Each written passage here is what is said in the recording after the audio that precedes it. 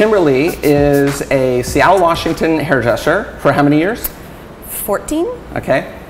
You're also the founder of Next Level Hairstylist. Yes. nextlevelhairstylist.com is, I guess, where that lives, right? Yep. Okay. So let's start with how you found your way to hair.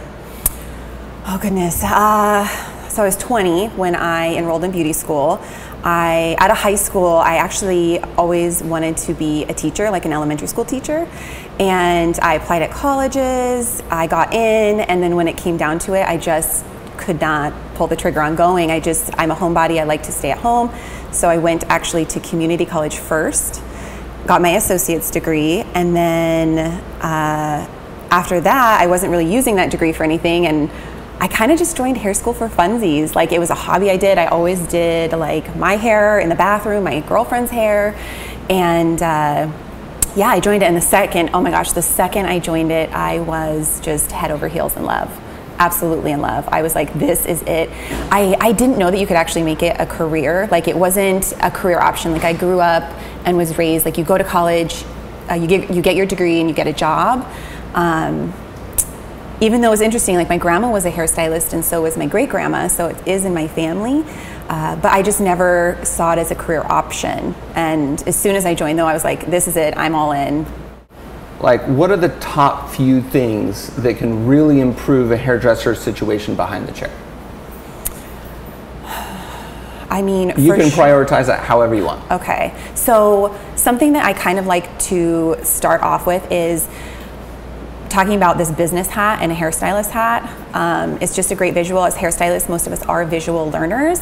And so I have my students kind of walk through this exercise of, because we are such creative hairstylists, that the creative side comes easy. Hair usually comes very natural for us to do. We pick up on it really easy. It's the business side of things that becomes very unnatural. And so I talk about when you have to make business decisions, taking that hairstylist hat off and putting the business hat on.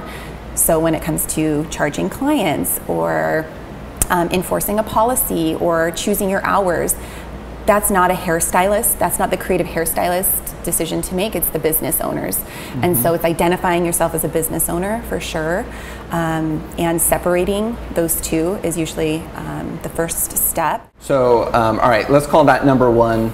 Let's go to number two. The next thing that could seriously impact a hairdresser behind the chair. Oh, structuring your hours, that's a great one.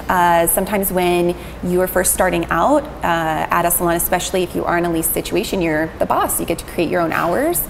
And so what I see, and I did this, I've seen other stylists do this, is that we have all the open hours in the world because we're just trying to gain clients. So you will come in at 9 o'clock, or you'll come in on your day off, or whatever that looks like, just to try to gain the clients and make it work. And if you create actually structured business hours, whatever your dream schedule is, because let's just say you do that, you have this wishy-washy schedule, and you take all these like Saturday clients or evening clients, and that really in the big scheme of things isn't a schedule that might fit your life or what you dream to. In the long run, that's not going to be a good fit for the client and the stylist as a relationship, because there's so many great stylists out there that it's so much about the relationship and making it work for the client and the stylist together. And then what it does too is if you have all these open hours, it doesn't end up creating what I call the demand cycle, where if you have structured business hours and someone says, oh, can I get in on 5 o'clock on a Tuesday, and maybe that's not your business hours or whatever, you have to say no to them, and then they'll book at a different time that works well for you, and then that time's full, and it just starts the cycle. It fills your schedule up. Because something else that's really common is stylists working 10, 12 hours behind a chair saying yes to clients, because we're people pleasers. And instead of saying like, sorry, I can't get you in this week, I'm fully booked, but you know what, I can schedule your haircut in 2 weeks from now at this date. Fills it up, and it just starts to roll over. Does that make sense? Sure. Yeah. Sure, and also I think it does kind of convey a value to your time to the client. Oh my gosh, she's booked out 2 weeks. You know, them valuing you more and your time, I think, is really, really, really good. Yeah. However, I imagine that a new hairdresser is going to feel greater pressure to accommodate their clients, right? Because they're building their book.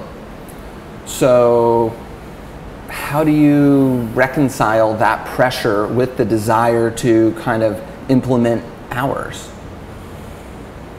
Gosh, that is a good question. I mean, I think that there's just a balance, and it's finding the balance that works for you, because everybody's in different seasons of their life. So like before my son, I felt like I had all the time in the world. To not put yourself in the tailspin of that going down the wrong rabbit hole. So yeah, if you do that for a little while, but knowing you're gonna structure the hours, or knowing that you are gonna say no, or whatever, however you wanna deal with that, but not putting yourself in the tailspin of letting that get out of control, because that leads to burnout, and that leads to people leaving our industry, which is really sad to see. So how did you price yourself initially? Right out of school, because you were in a lease situation, so you didn't have, you know, a commission salon with a pricing structure already. What did you do? I feel like I threw it together. I feel like I took the bottom of the barrel of the prices, the salon I was at, and was like, that's good.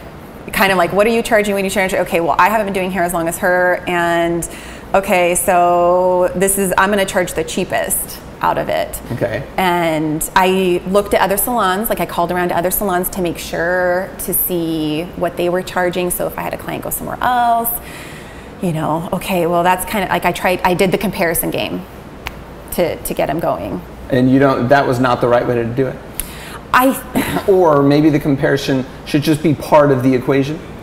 I think that I don't necessarily like to say it's the comparison. I like to find out where I'm at in the market.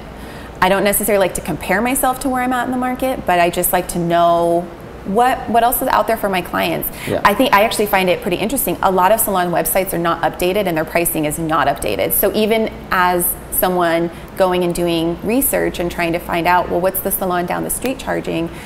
Half the time it's not even accurate, and it's just a base price that's up there. Yeah, and usually it's starts at or something, right? And so the price is not accurate anyway.